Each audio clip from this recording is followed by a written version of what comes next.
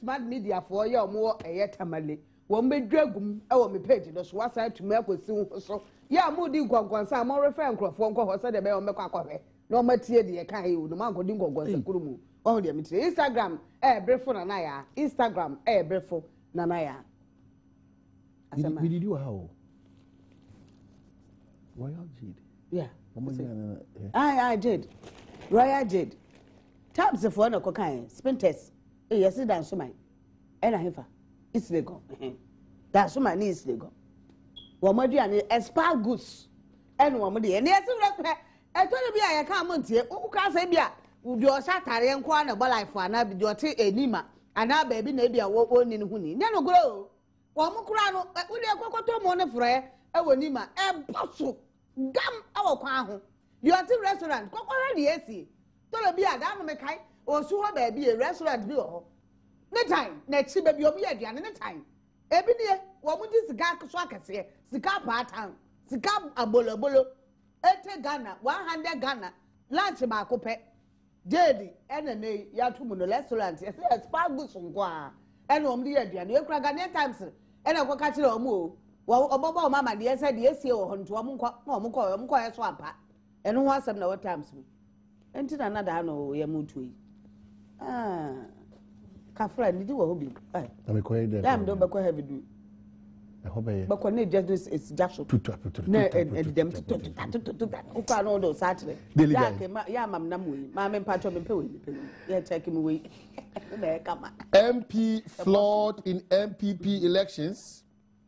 West Blue deal in limbo, and 3 presidents at a pair football match.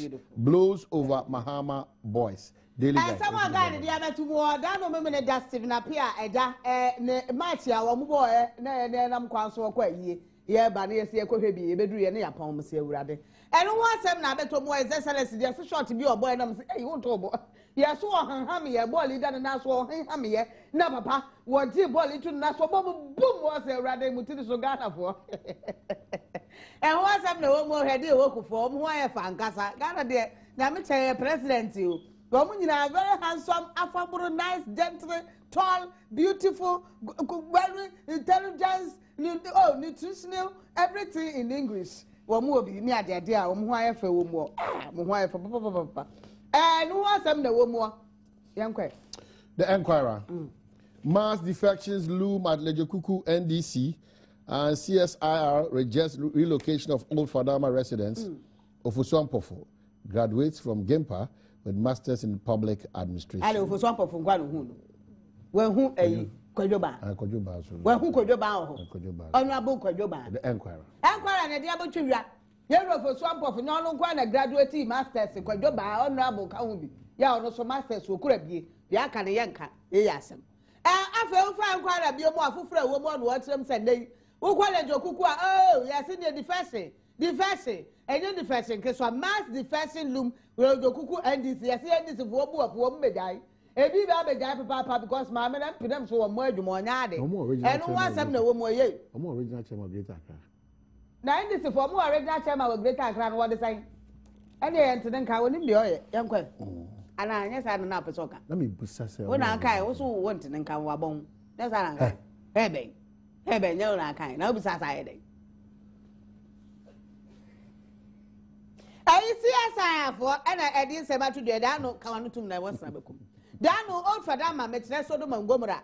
Yadu Mutu, yes, here to no, the Amako see as for us. So, our Master Hobby, one was one and one was one to ask you. What was it? A backwards country disaster, or Montiasi, and Yajuma, and once a man quarrel by Yanko, the first statement. Did you spoke to Black Rasta? I was speaking and speaking. I'm on hit this morning. Okay. Into more fan me. I'm very, very much on hit. I'm Black Rasta. Now, who hit to say? You're hit, the hit. I was on hit that day. Did you spoke? I said there be no speaking. Ukaka or Beckham once a more. Dano, Kofiaduma Koboy, no was Kofiaduma, Jobi, at it. Ha, baby.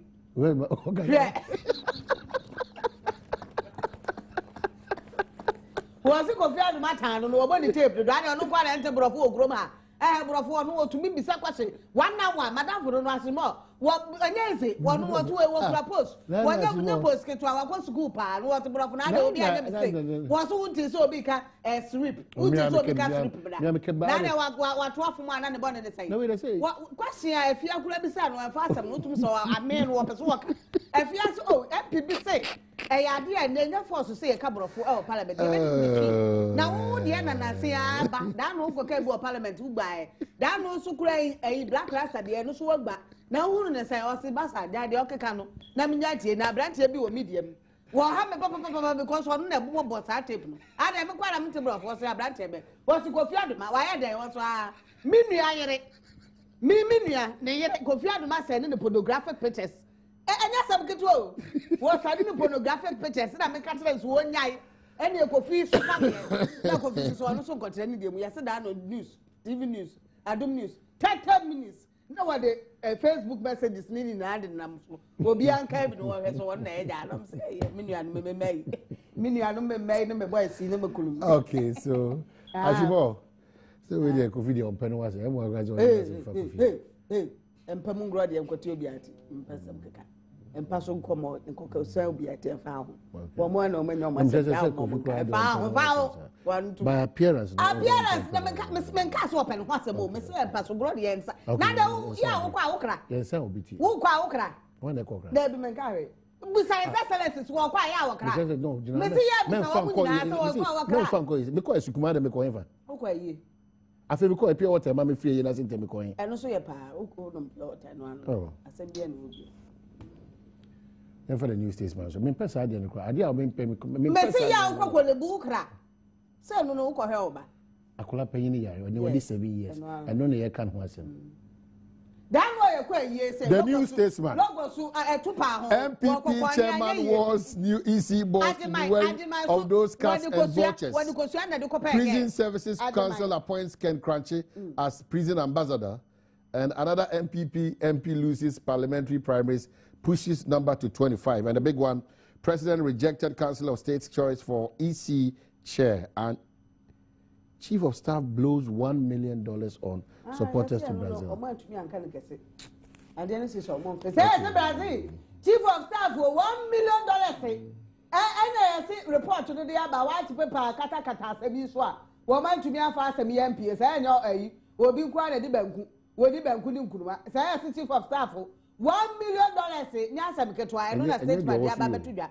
That I know, never was Bakuno or Honua, Bani, Prosper Bani, and near Canasem. Now, fair, quite easy. I don't have a catcher mother day. Say, Council of State, Statesman at Yaba, say, Council of State, one recommendation, maybe always what that.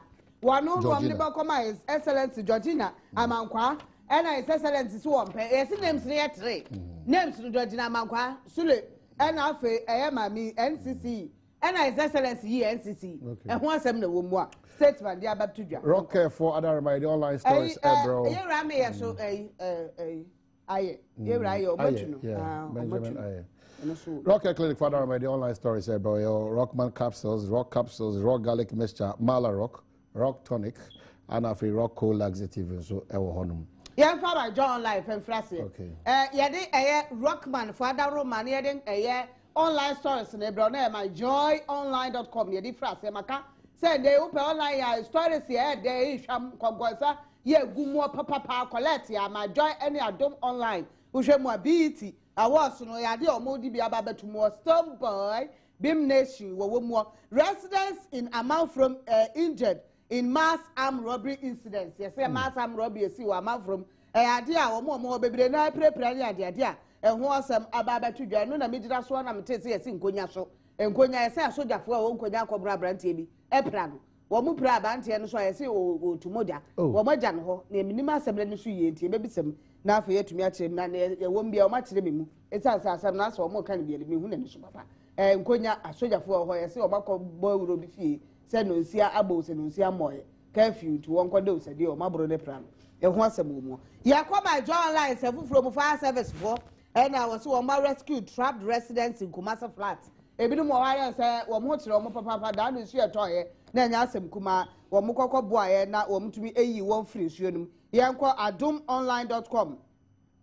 Ye kopiem our adomonline.com ano no so nsem a wode aba na ye de betire mu adomonline.com ne dia na pay wono so e de aba na ye de to aso yewura de ohunu ne ka ewe ya la Stephanie Okereke Stephanie e won say my joy de aba say nyame advice be 1st July e be a petrol ntumu bi ebeba 1st July petrol ntumu betimi aba my joy online na e de bai Adom online say Obama is now a beast Methodist bishop na dia to dwa so Obama isi ade am say o a beast yankasa because ora enema hodo a wajijitum ni ade no o ka so mo fa nya adwuma sabeturu mutu ade ya wodi ya be ni nyina wo pene so ane ade a wo tere se papa wa gugu abibifo ene mu ase papa tepa mahene wono so ba ba kire tepa ayi tepa hene language ya che no tepa hene language arrested arrested wo he tepa mahene kire mu say ade a wo mbise bisansem no mu wo mu na mu ebise bisem ne yese tepa ayi language arrested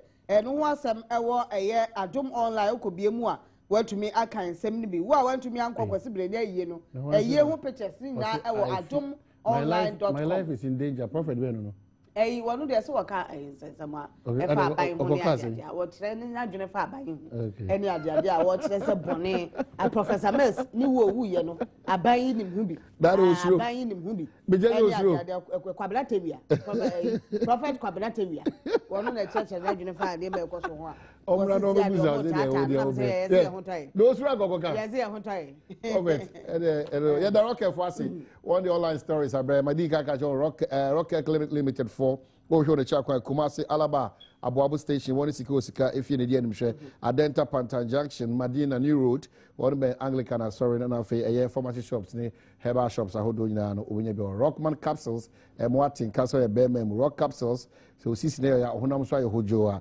eno achi so ananseta achichiro na 83 rock garlic mixture rock tonic na de wonum na ato anase oyobi a udidi a wontene da eno so bo kwanso nkoso Asem Kesee.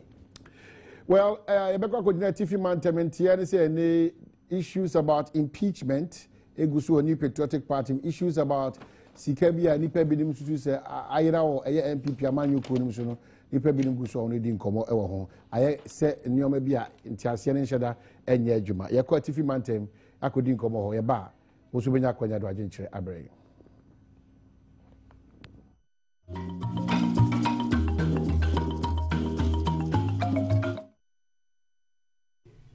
This consists of 6 constituencies in the Ashanti region, including New Edibiase, Akrofom, Adansia Sokwa, Menchia North, Job.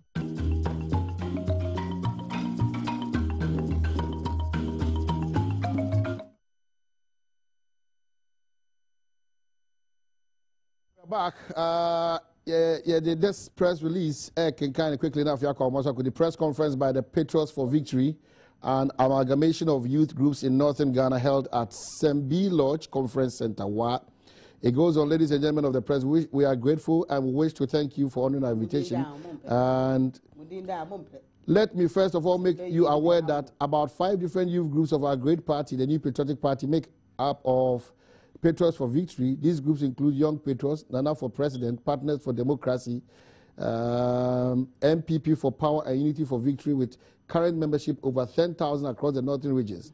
Our main objective is to work towards ensuring that our flag bearer becomes president in 2016 to save Ghanaians from the current economic quagmire under a visionless and hopeless NDC government. We have, however, observed that certain persons within our own party in the Upper West region, including our regional chairman, Alhaji Abdul Rahman Abubakari, alias Alhaji Short, are refusing to heed to incessant calls by our flag bearer and other elders, including Yankosun. Eugene, good morning. Apom saying, unfortunately, we've missed Eugene on the line. Dafujai, focus on as we wait for. Hey, Dafujai, and or the Asem Kesee de Bray, Dafujai, not the party, Nanadia. Jibuni, Eugene, good morning. Apom saying. Very well. What rock character as a combination of all youths in Northern Region? What's the import? They're part of better achieve. Come again, sir. What do you want to achieve relating to this release? Yeah, our main target is to see Nana coming to power 2016. We are trying to work hard for Nana to come to power 2016. And what is happening again? Because I'm reading that one Alhaji Short, who is he, per your release, is causing much disappointment. Is that the case? Yeah. Yeah, we realized Nana Akufo-Addo came out clearly to state that there should be ceasefire in the party after the demise of Adam's mama. Nana came out that there should be ceasefire. Then our ex-president Kufu also came out that there should be ceasefire. But we realized that our regional chairman, Alhaji Short, is going around still signing some documents. He and some people, they are signing some documents, still targeting the impeachment of Paula Fuku and our general secretary, which we think is uncalled for. Such attitude is unrefined because it has been stated clear that there should be ceasefire and we should wait. The police and other agencies are on the matter. Why are they still going around signing such documents? Meaning they are not interested for the party to come to power 2016, which we think is not good. It's not helping us. Ghanaians are waiting for us. Ghanaians are suffering. Ghanaians want us to come and save them. Why then is our own regional chairman doing this? So it's not helping us. That's why we want this message to get to Nana again, Nana Akufo-Addo again, so that he can come out. But have you petitioned the flag bearer and the national chairman and the general secretary as well? Pardon? I'm asking, have you petitioned them because you have a worry that this regional chairman is working against Nana's victory 2016? Have you petitioned Nana? Have you petitioned the chairman? Getting you, please, sir. I'm saying, have you petitioned Nanado and the regional, the national chairman and secretary? Are we speaking to them? Have you petitioned them? Have you drawn their attention to the behavior of the regional chairman? Yeah. Okay, let me thank you. And we want this document also to get to them. Okay, Jubini, so that call them to order. Jubini Eugene, let me thank you. The MPP in Semikwa, they are named. Yeah, that's it. I think so. Because we are no idea. Asamoah, I bet you more. We are crying more. Come on, more. All the petition and I'm saying you nay. I know about them. Montini, I said the most one hour. Now what you mean? I don't know. Announce my one. I'm more. Mama, Tessamam Honsa. Alhaji Short. Moya Monti said a party. Nipa Bakopedia. Enti Nipa no the Obeka no. Obedient to democracy. Any. Any down food down here. Down food down, some can't say, nay, we are there, Mr. Wada, compare down for diabetes and water. Nebedia boa, papa. It's also some natural war. And now some propriety pie, a menstrual pains, hypertension, and now would unpartial grow and quay. Sexual weakness here down for diabetes. And a bit me up war down for that messano. I idea infesting, and how was so your bar, so your bed my fasting. And how I'm a slower down just one out to Yawamua. Compared down for that mess, I wouldn't be a new bomb dear Nedicam, Ubenya born and about your Kaisi Draglen, and Kaisi Draglen, Kiss walk, Ubenya before the men's called Nak. Kumasi, AMS, I takra, the unique caps some more, Bogos, so was a Bidofia, Watakwa, Spy about our bosses, Union Mosaic Pharmacy, Green Life Pharmacy, Dr. Asnot, 020-787-2155, 020-787-2155. 55 numbers and I'm there to join you in this house. All right, the Patriotic Party, that's your own case. And look at the other members. Your case say, you know, democracy near practice of Ghana. Send a new Patriotic Party Gua. Not Ghana, democracy in a party, Papa Pami, and Lupen, or I am not correct, and it's the MPP. One more Macano, Afe, no more Fedano, correct?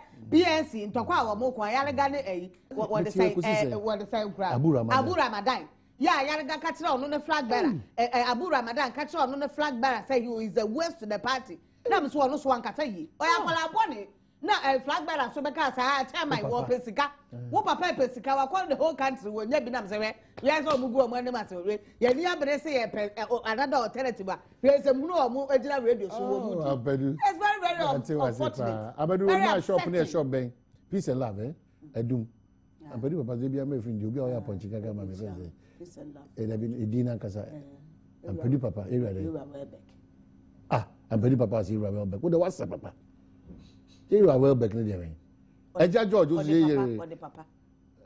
What the papa? Oh, my papa. Okay, George, please allow.